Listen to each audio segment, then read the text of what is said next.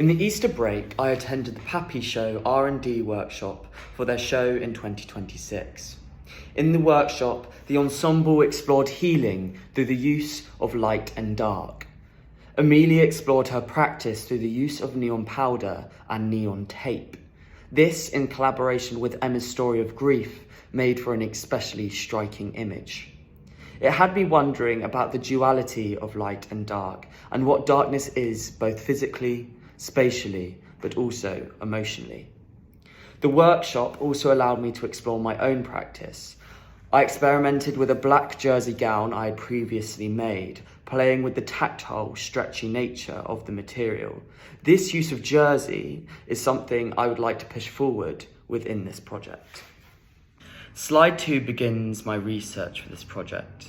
When visiting New York, where I visited multiple galleries such as the MoMA and Met. One theme that particularly struck me was the use of black pigment and paint in post-war modernism.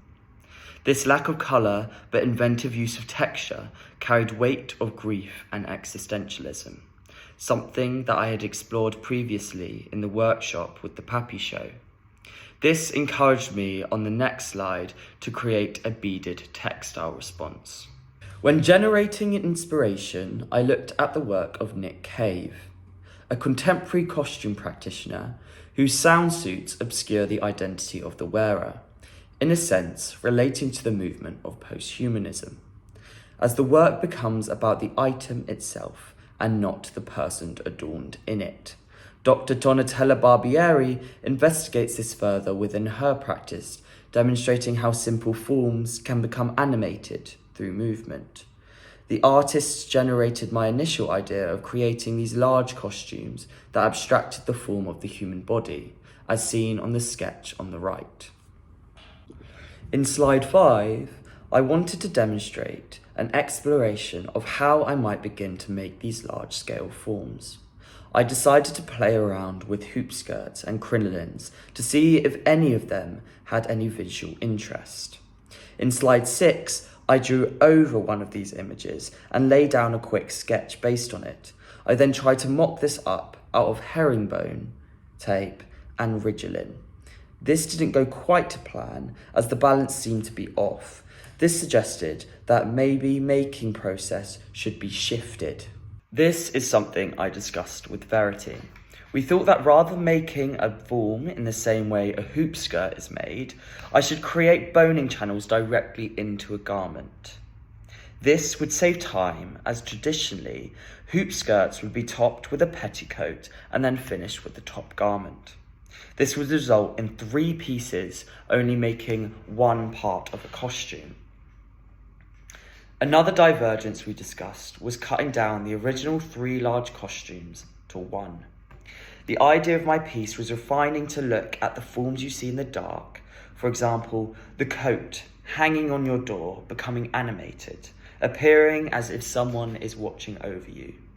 Verity pointed out that maybe it was best to cut down the costumes, not only to save time, but that maybe it helps with the concept, saying that when her child sees something in the dark, it normally is at one hyperfixated point. Slide 7 demonstrates how I used ink drawings to generate ideas for this abstract costume. Slide 8 follows a similar idea, playing with form on a quarter scale. Slide 9 then takes one of these ink drawings, refines it into a sketch, and then I begin to start playing with the form on the quarter scale, using newspaper to pad out the mannequin. I think the idea of playing and not being too meticulous at this point was important, as it allowed me to create forms that I wouldn't initially conceive. In slide 10, I show that after newspapering and taping a bulbous shape together, it came to pattern cutting. I did this by cling filming the form, taping the seam lines and following the seams with marker. I then cut this out and traced it out onto pattern paper. I then mocked this up out of calico and Ridgelin to see if it was the desired shape. The image on the right shows a sketch of what the final piece could look like based on this form. The step after this was definitely a learning curve, as I needed to figure out how to get the pattern pieces 4 times the size.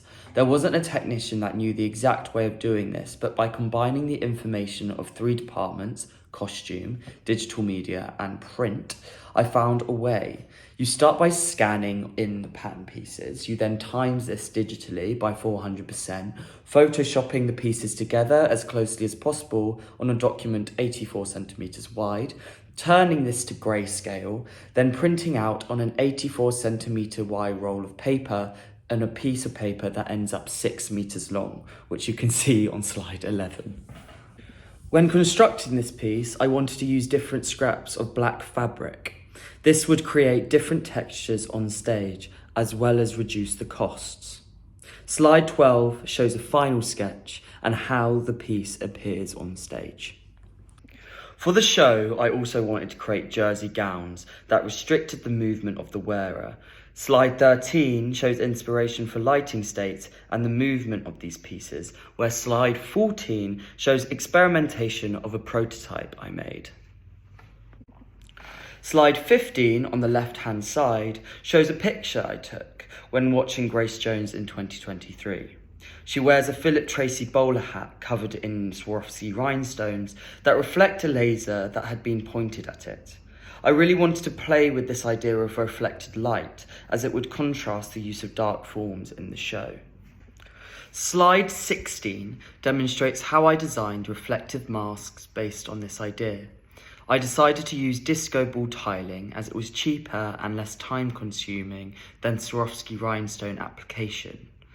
As you can see, there was a few ideas and iterations, but I ended up choosing the one on the top right-hand corner. You can see the finished pieces on slide 17. Slide 17 also shows images of the rehearsal process. Being able to play in the space was an integral part of the devising, as it generated inspiration for key moments and helped me create striking images, such as the moment of silhouette and reflection.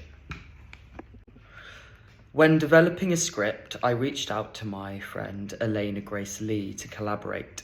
I gave her the brief, summed up by the idea of the forms you see in the dark and the fear of them as an allegory for existentialism.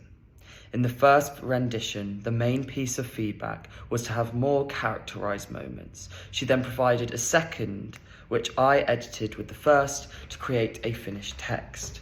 I then added lighting and stage direction.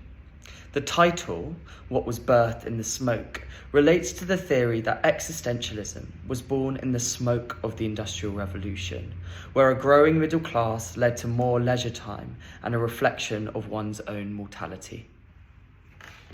Overall, I'm really pleased with this costume-led performance, and I'm excited to add it into my portfolio as I will be applying for costume assisting jobs for my year out next year, starting from September.